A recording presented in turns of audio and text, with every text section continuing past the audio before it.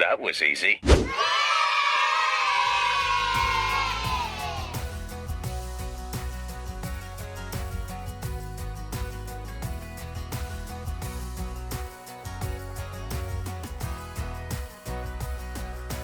Now this is one of my go-to recipes on nights when I have no clue what I'm gonna make for dinner. It's literally one of those dishes you almost always have the ingredients for sitting right in your refrigerator, your freezer, or your pantry. It starts with prepping 6 to 7 cups of chopped vegetables. Now I always use broccoli in this mix. It does a really nice job of soaking up the juices of the stir fry. I'm also using carrots today. I just grab a bag of the baby carrots, usually the organic ones, and then I chop them into bite-sized pieces. The third vegetable I'm gonna do is red bell pepper. I know there's many different ways you can chop a bell pepper. This is how I do it. I just go along the edges, just like this. And if you're in a pinch, you can definitely use frozen vegetables as well. All right, so you wanna make sure you avoid the seeds as much as you can. All right, that looks good. Now you just need to preheat a frying pan on about medium-high heat for about 30 seconds before you add the vegetables. Take a spray bottle with your favorite oil. I do a little bit of olive oil, or you can avoid oil altogether and just use some water. Now you'll want to do your best to make it in a nice, even layer. And of course, the bigger the pan, the better. Now it's called a stir fry, but we're actually not gonna stir it at all. We're just gonna leave it alone for about 4 minutes. We wanna let that first side cook and get a nice little bit of color going. In the meantime, let's make our spice blend.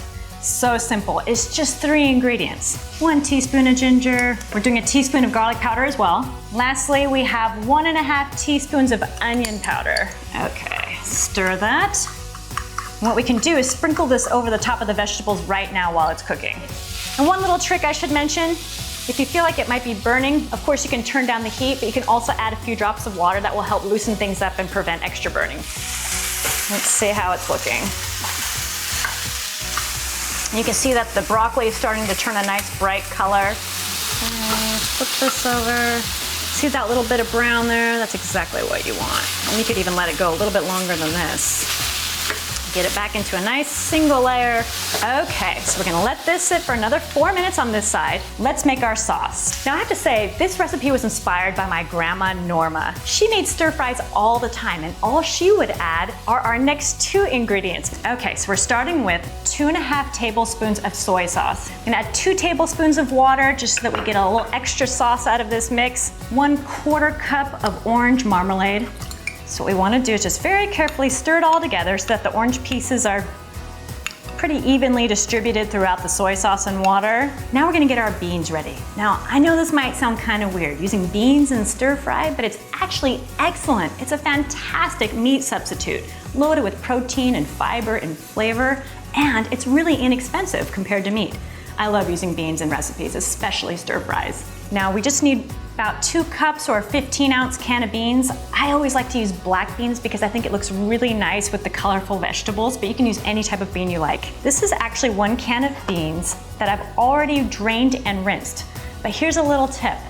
Once that's done, I put it back into a container like this, fill it up with water so it's completely covered, and let them soak for as much time as possible before I need them. It makes it much easier on the stomach. For those who are sensitive to beans, you know what I'm saying? Giving any extra time that you can and soaking just like this can really, really help, even if it's just 20 minutes. Take those beans, drain them off, get all the extra moisture out. You can even run them through the water again, get the extra starch off. Okay, let's check on our vegetables. All right, oh yeah, that's some good color. All right, since it's starting to get a little dark, I'm gonna quickly add the sauce. All right, I think we got that just in time. Okay, give this a nice stir.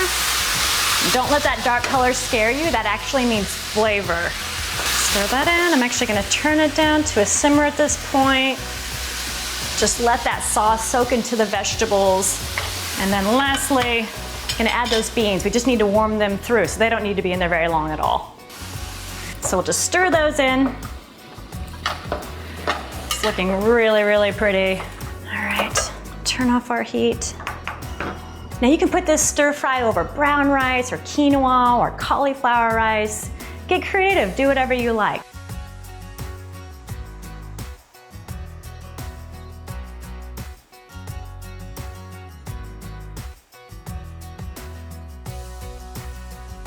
So the first step is you want to take 2 cans of black beans, about 15-ounce cans. You want to drain them and rinse them, and then do what I did, which is let them soak. So these have been sitting overnight. Drain them off. Give them another rinse. Get that extra little bit of starch off. Some people have a really hard time tolerating beans. Soaking them, whether it's 20 minutes, overnight, a couple of days, as long as you have, the better off you will be in digesting those beans. And let those sit, let that little bit of excess water drain off. In the meantime, take 2 tablespoons of ground flaxseed and add it to 1/3 cup of water. Give that a little stir. Now what this is doing is we're creating our binder or an egg replacer. You usually want to let it sit for about 3 minutes or so. Now that these have drained off, we'll transfer them over to a mixing bowl. At this point, you want to grab either a potato masher or a large fork and give them a nice little rough mash. You don't want to completely pulverize these beans, you just want to smash them so that it looks something like this. All right, next we just start dumping into the bowl, starting with our spices. 4 teaspoons of chili powder, 1/4 teaspoon of cayenne going in. We have oregano and cumin. I have 4 teaspoons of onion powder, we have some garlic powder, a little bit of sugar, and some salt. I add that sugar because it helps to round out the flavors and bring out the flavors in our next ingredient, which is 1 cup of corn. Now I like to keep things simple, so I just use some frozen corn and let it thaw on the counter for a little while. If you're short on time, you can always stick it in the microwave to get it thawed. I want to get this nice and mixed together. Now we're going to add our last 2 ingredients, which is our ground flaxseed mixture and 1 cup of brown rice. Now this is brown rice that has been cooked and mostly cooled. You don't want it to be hot. You just want to gently stir it together. You don't want that brown rice to get really mushy in there. So just give it a nice toss until everything is mixed together. Now here's one of the bonuses to making plant-based food. You can taste it before you cook it to make sure it tastes all right.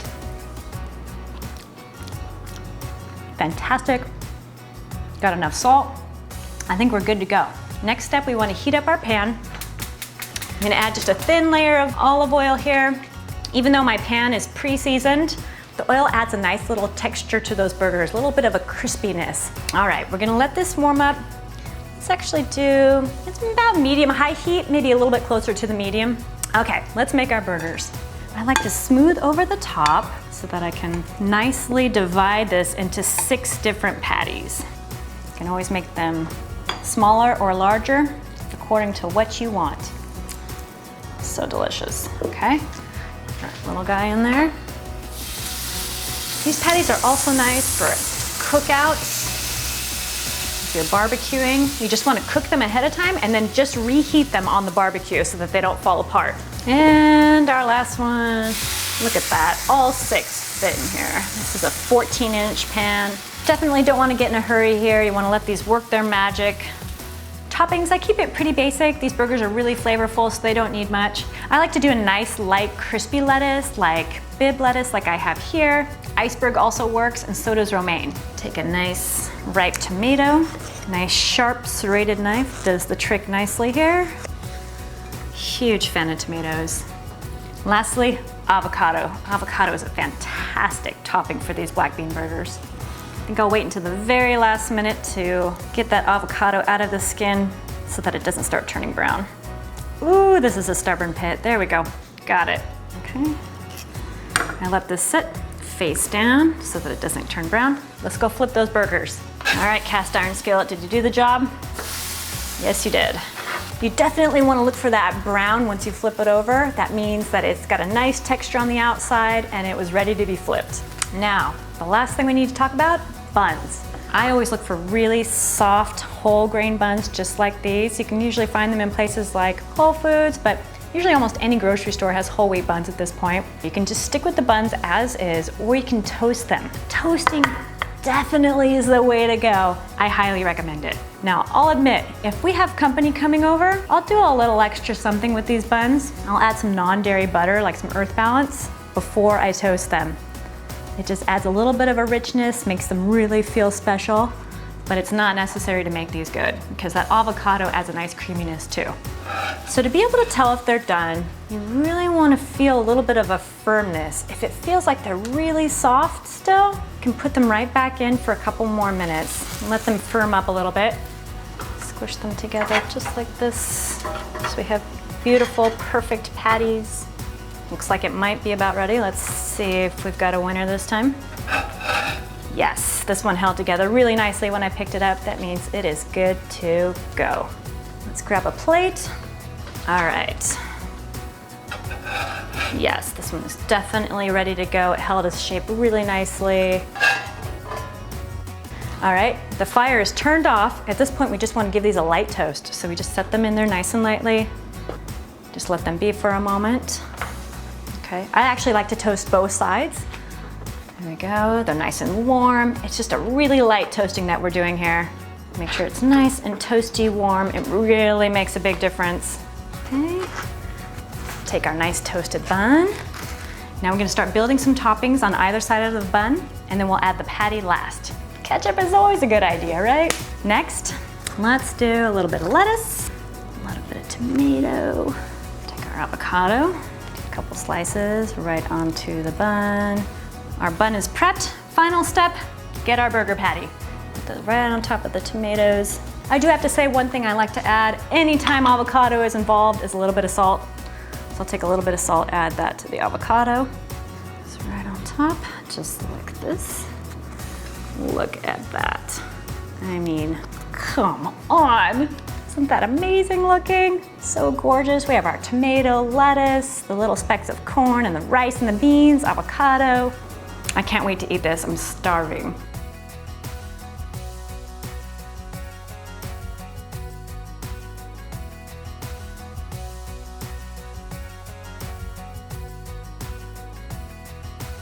You start with 2 cans of diced tomatoes, 2.5 cups of water. You can also do vegetable broth if you like. 1 can of white beans that have been drained and rinsed. 1 whole bag of mixed vegetables. This one has peas, corns, carrots, and green beans. Don't have to cook them first or anything. 1 cup of frozen spinach. I get the chopped spinach, and you can always add more. Yeah, good enough. We have some spices in here. We have oregano, basil, a little bit of salt, onion powder, tiny bit of sugar, all going in. And then lastly, either tomato paste or ketchup. Now let's use ketchup because that's what everybody has, right? This will add a little bit of sweetness and a little bit of richness, extra tomatoey type of flavor right into the soup. It's kind of the secret ingredient. Whoops, that went everywhere. About 1.5 tablespoons. Now if you're busy, like me, I have twin toddler boys. This recipe is so fast, so easy, and so delicious. You want to bring it to a boil and then bring it down to a simmer for about 15 minutes and you are set. You have the heartiest, most delicious, warming vegetable soup on the planet.